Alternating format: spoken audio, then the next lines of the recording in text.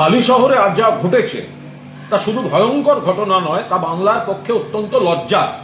এখানে গণতন্ত্র নেই, জঙ্গলরাজ, আইন শৃঙ্খলার অবনতি, মহিলাদের নিরাপত্তা নেই, সবকটি ভয়ঙ্কর বিষয় আজ এই মুখোশটা খুলে সামনে এসে পড়েছে।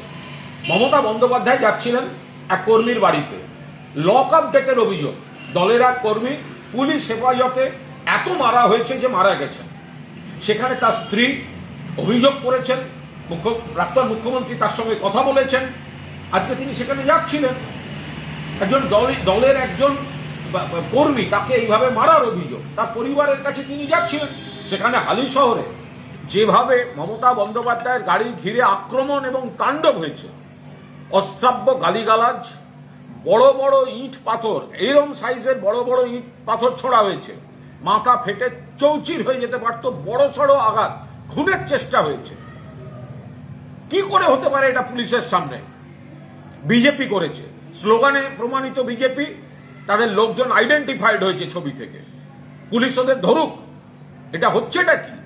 অর্থাৎ ভয় সেই মমতা বন্দ্যোপাধ্যায়কে, এসব এমএলএ এমপি জনবিচ্ছিন্ন এদেরকে নিয়ে, কয়েকটা গদ্দারকে নিয়ে যে তৃণমূলের ক্ষতি করা যাবে না, এটা বিজেপি বুঝে গেছে।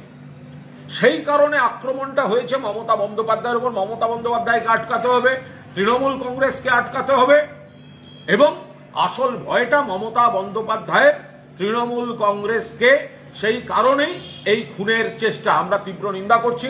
তৃণমূল কংগ্রেসের কর্মীরা আগামীকাল 3টে থেকে 4টে দলীয় নেতৃত্বের সিদ্ধান্ত তারা জানিয়ে দিয়েছেন যে প্রত্যেকটি জায়গায় যেখানে 3টে থেকে 4টের মধ্যে শান্তিপূর্ণভাবে বিক্ষোভ হবে, মানুষের অসুবিধা হয় বা মানুষ করেন, অসুবিধার কোনো রকম হয় সেরকম কোনো বিক্ষোভ নয়, কিন্তু মানুষকে আরো সচেতন করা, মানুষ মমতা বন্দ্যোপাধ্যায়কে সমর্থন করছেন এবং যে গুন্ডাগার্দি, যে গুন্ডারাজ বিজেপি শুরু করেছে তার বিরুদ্ধে শান্তিপূর্ণ বিক্ষোভ। আমরা বলছি কেউ কোনো প্ররোচনায় পা দেবেন না, আমাদের দলের যা নির্দেশ সেইটা মেনে চলুন। কিন্তু মমতা বন্দ্যোপাধ্যায়কে যেভাবে আজকে আক্রমণ, হামলা এবং খুনের চেষ্টা করা হয়েছে, আমরা এই তীব্র নিন্দা জানাচ্ছি, সারা ভারতবর্ষ নিন্দা জানাচ্ছি। এবং যারা যারা আজকের এই নেট যুগে সারা পৃথিবী থেকে দেখেছেন, বাংলা নিয়ে যারা ইন্টারেস্টেড, তারা প্রত্যেকে বুঝেছেন বাংলায় জঙ্গল রাজ চলছে। বিজেপি শুধু তোলাবাজি নয়, হামলা,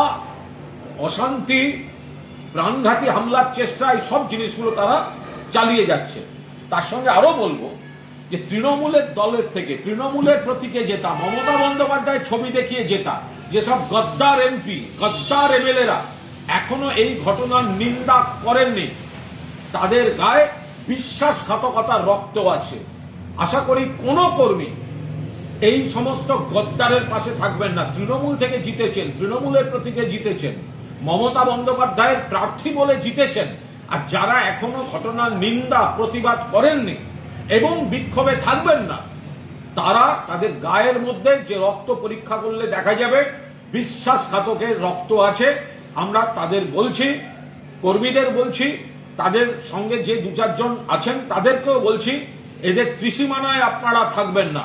মমতা বন্দ্যোপাধ্যায়ের উপর হামলা হয়েছে, তার প্রতিবাদ করুন এবং দলের সিদ্ধান্ত যা আছে সেটা আপনারা মেনে চলুন।